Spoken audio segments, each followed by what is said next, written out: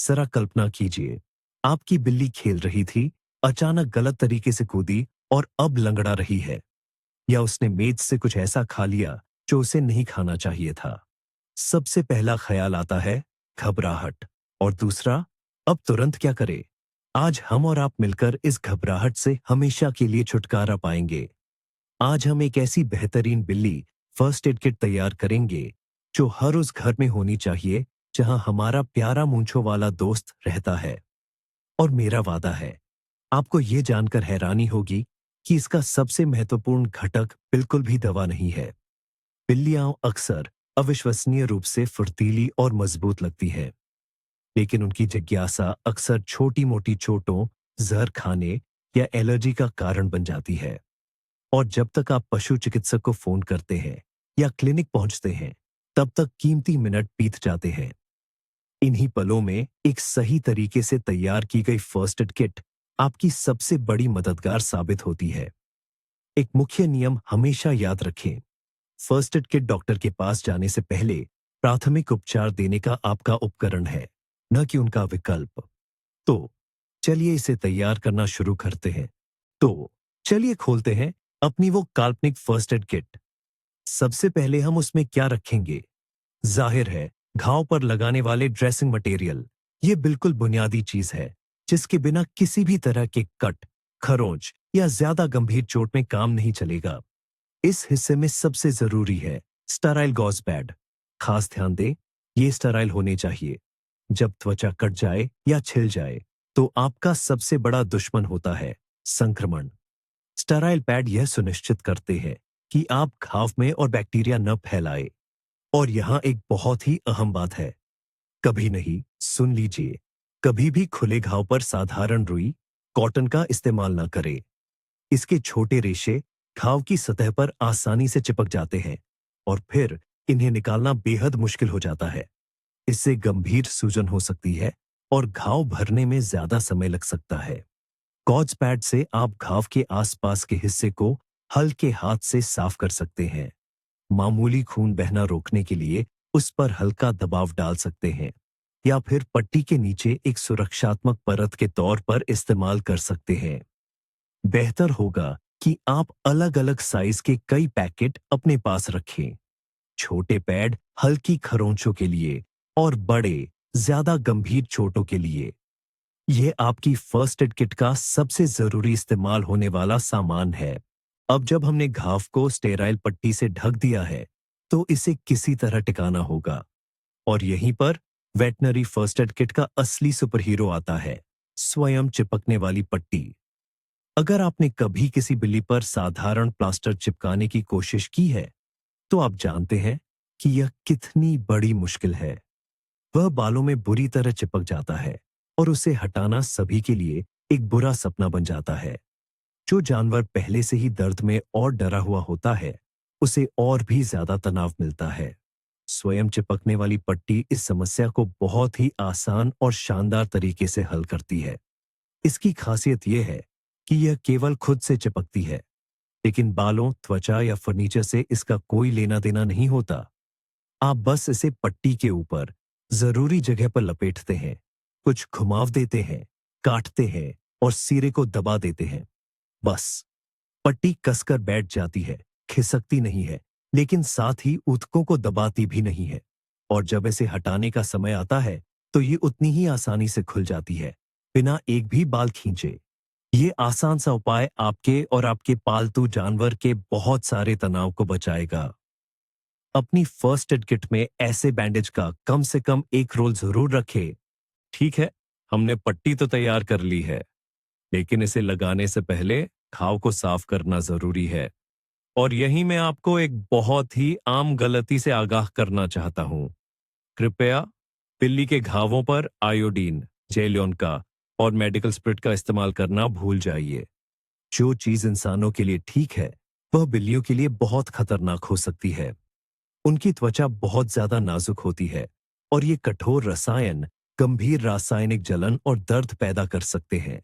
ऐसे इलाज के बाद बिल्ली आप पर भरोसा करना बंद कर देगी और अगली बार अपने पास नहीं आने देगी।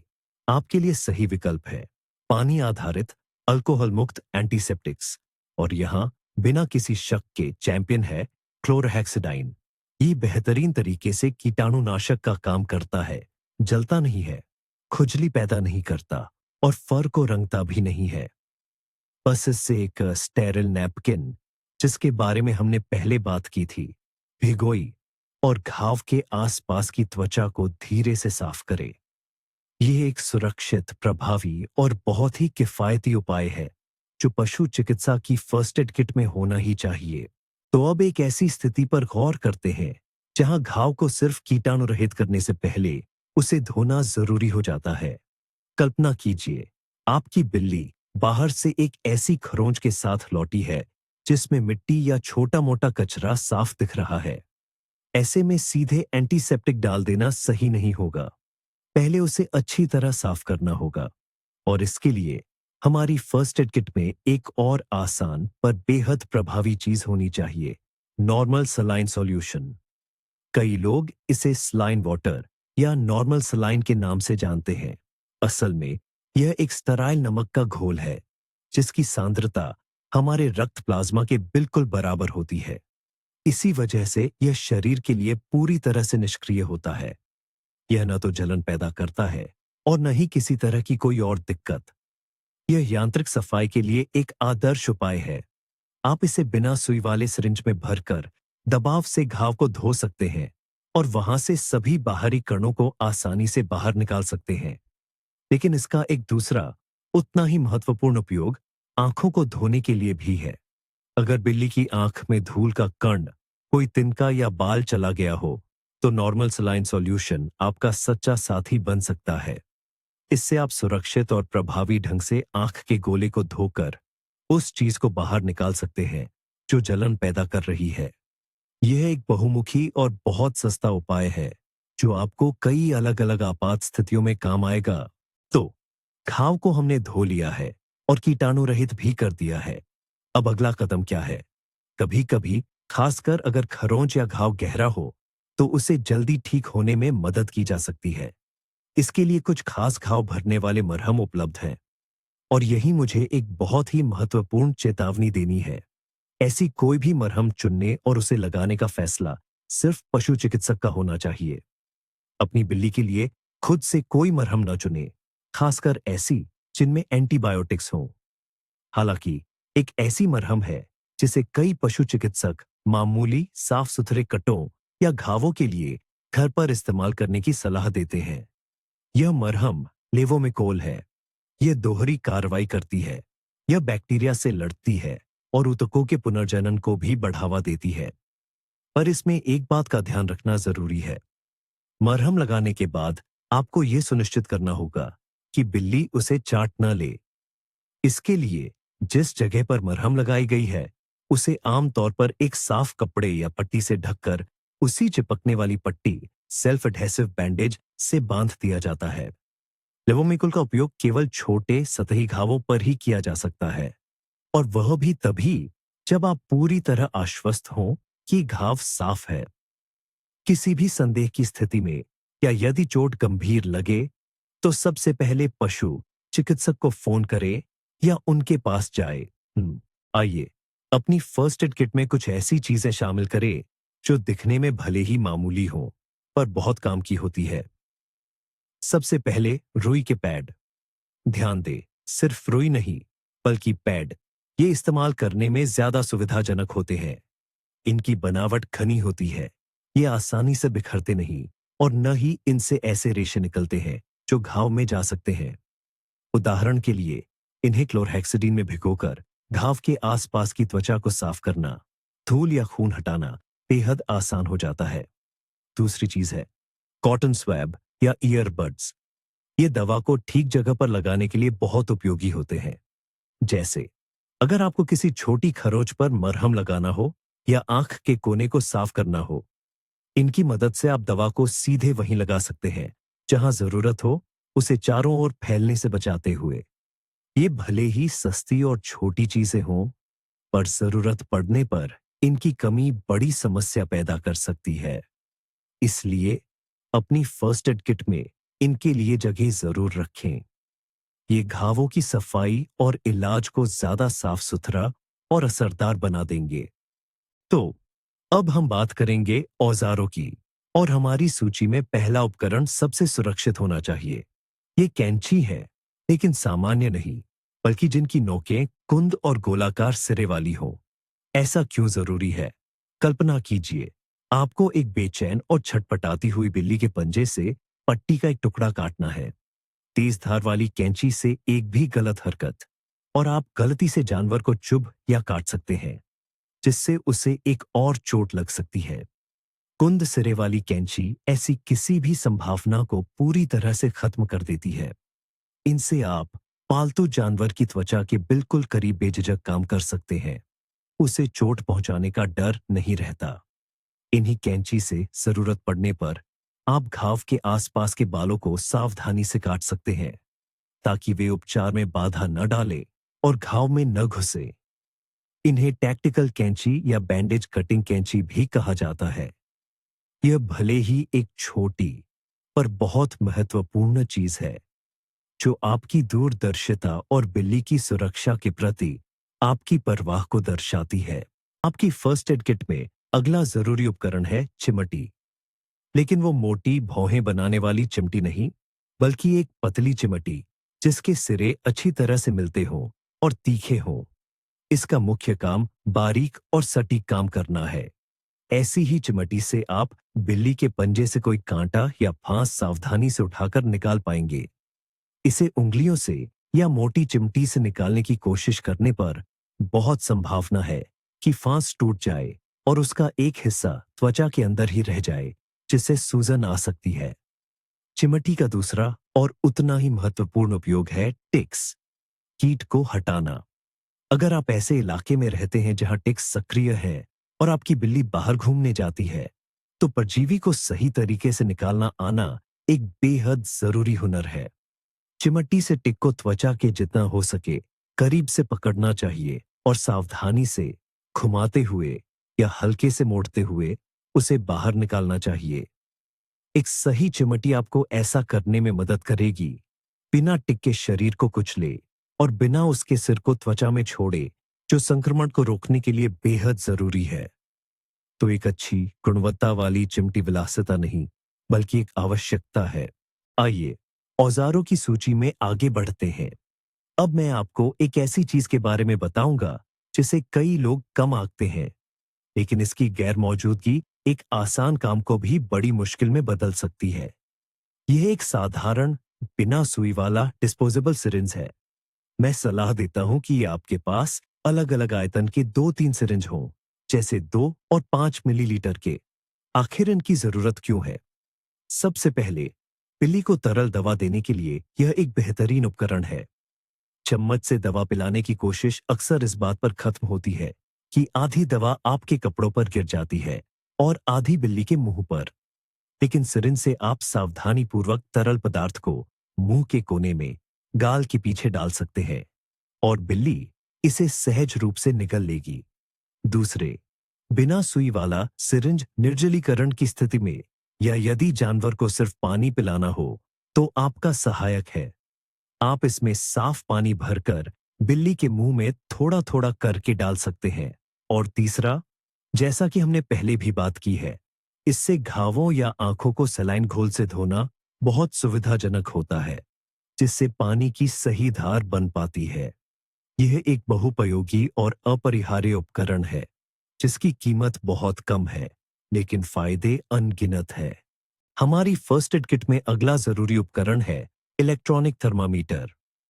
अपनी बिल्ली के शरीर के सामान्य तापमान को जानना और उसे सही तरीके से मापना हर जिम्मेदार मालिक के लिए एक बुनियादी और बेहद जरूरी कौशल है। बिल्ली का तापमान बढ़ना या घटना दोनों ही इस बात का सबसे पहला और स्पष्ट संकेत होते हैं कि आपके पालतू जानवर के साथ कुछ ठीक नहीं है। यह किसी संक्रमण, सूजन, जहर या शरीर के ठंडा पड़ने, हाइपोथर्मिया का लक्षण हो सकता है। 2 बातें याद रखना बेहद जरूरी है। पहली, बिल्लियों का तापमान गुदा मार्ग से मापा जाता है। यह प्रक्रिया भले ही थोड़ी असहज हो, लेकिन बहुत जरूरी है। थर्मामीटर की नोक पर वैसलीन या कोई भी चिकनी क्रीम लगाकर उसे धीरे से गुदा में डालना चाहिए। दूसरी बात, बिल्लियों का सामान्य तापमान इंसानों से थोड़ा ज्यादा होता है। यह आमतौर पर 38 से 29 डिग्री सेल्सियस के बीच रहता है। यदि आप 29.2 डिग्री सेल्सियस मापते हैं, तो यह चिंता का विषय है और आपको तुरंत पशु चिकित्सक से संपर्क करना चाहिए। और अगर तापमान 40 डिग्री से ऊपर चला जाए, तो यह तत्काल कार्रवाई का संकेत है।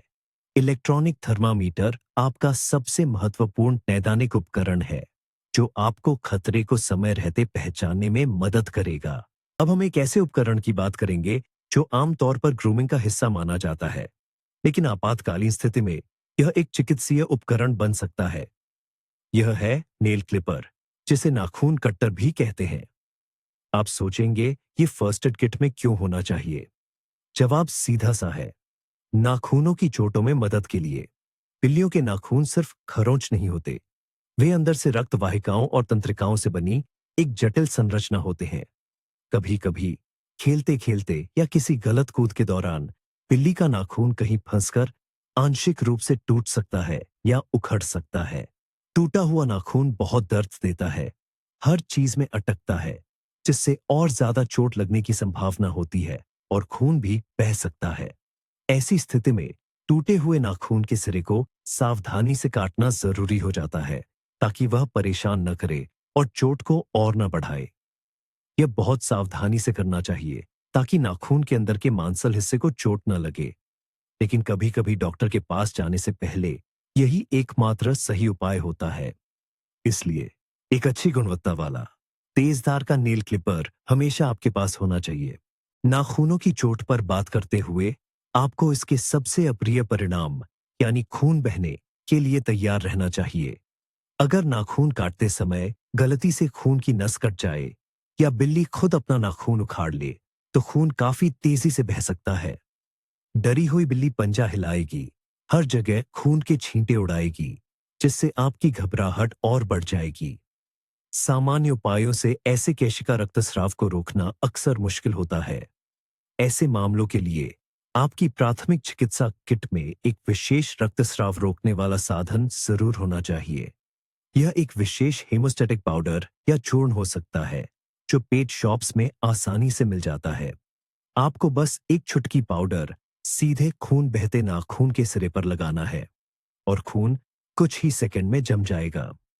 इसका एक विकल्प सिल्वर नाइट्रेट पर आधारित रक्तस्राव रोकने वाली पेंसिल हो सकती है, जो सामान्य दवा दुकानों पर मिलती है। ये एक सच्चा बचाव है, जो आपको समस्या से जल्दी निपटने, अपना संयम बनाए रखने और घर में साफ सफाई रखने में मदद करेगा। तो हमने एक बढ़िया किट तैयार कर ली है, लेकिन सबसे जरूरी घटक जिसके बारे में मैंने शुरू में बात की थी, वो क्या है? आपकी फर्स्ट एड किट का सबसे अहम और शायद हैरान करने वाला घटक आपकी शांति है। जी हां, बिल्कुल सही। जब आपके पास सब जरूरी चीजें मौजूद होती हैं, तो आप घबराहट में नहीं, बल्कि शांत और समझदारी से काम करते हैं। बिल्लियां हमारी भावनाओं को बहुत बारीकी से महसूस करती हैं। एक घबराया हुआ मालिक मतलब एक डरी हुई बिल्ली, जिसकी मदद करना कहीं ज्यादा मुश्किल हो जाता है। फर्स्ट एड किट सिर्फ पट्टियों और दवाइयों का डिब्बा नहीं है, यह आपकी आत्मविश्वास की कुंजी है। यह घबराहट वाली स्थिति को एक हल होने वाली समस्या में बदल देती है। आपको पता होता है कि आपके पास घाव साफ करने के लिए, खून रोकने के लिए और जहर के मामले में मदद करने के लिए सब कुछ मौजूद है। आपको यह भी पता होता है कि कहां फोन करना है। यह तैयारी ही है जो आपके प्यारे पालतू जानवर की जान मुश्किल घड़ी में बचा सकती है। इसलिए एक फर्स्ट एड किट तैयार करके आप अपने रोएदार दोस्त की सुरक्षा में सबसे अनमोल योगदान दे रहे हैं। इस जरूरी वीडियो को अंत तक देखने के लिए आपका बहुत बहुत धन्यवाद।